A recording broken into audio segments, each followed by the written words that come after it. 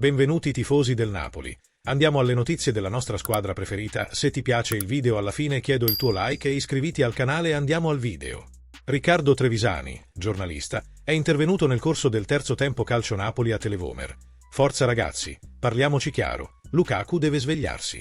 Deve essere un giocatore diverso da quello che abbiamo visto in queste ultime settimane. Ogni volta che entra Simeone c'è un vantaggio e non è possibile, perché il vero Lukaku è più forte di Baroni ed è stato bravo sia con le riserve che con i titolari. Zaccagni è entrato in campo in Coppa Italia, dove c'erano pezzi della vera Lazio. Anche in campionato hanno giocato alcune seconde linee, mentre il Napoli ha tanti giocatori, Conte ha preso tanto da alcuni e questo è stato chiaro in queste due partite. Vincere aiuta a vincere e perdere aiuta a perdere, non ci sono partite per gli altri, gioca sempre uguale. In un anno Conte è riuscito a fare 102 punti in campionato e a non battere il Benfica in Europa League. È uno che punta e vuole lo scudetto, considerando il resto delle coppe, compresa la Coppa Italia. O il Champions League, non tanto. Era sbagliato allora ed è molto sbagliato adesso. Quando vedo 4 attaccanti insieme alla Lazio o al Milan, penso perché il Napoli non li mette in campo anche quando le cose non vanno bene. Lukaku e Simeone non possono giocare insieme. Tra l'altro, il Napoli ha fatto meglio contro la Lazio che contro Empoli e Parma, dove ha vinto. Ma siamo tutti schiavi del risultato. Il Napoli deve arrivare tra le prime 4, restarci, non ha l'obbligo di vincere.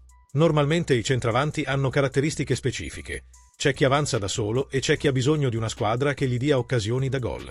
Il Bologna, ad esempio, aveva Zirkzee che con i suoi movimenti avrebbe fatto giocare bene anche Pizzighettone.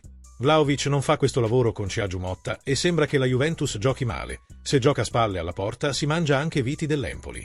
Ma Thiago Motta gioca per difendere e non per attaccare. Lo hanno venduto come allenatore offensivo e lui no, quindi è sicuramente più offensivo di prima, ma anche l'idropulitrice è più offensivo di Allegri.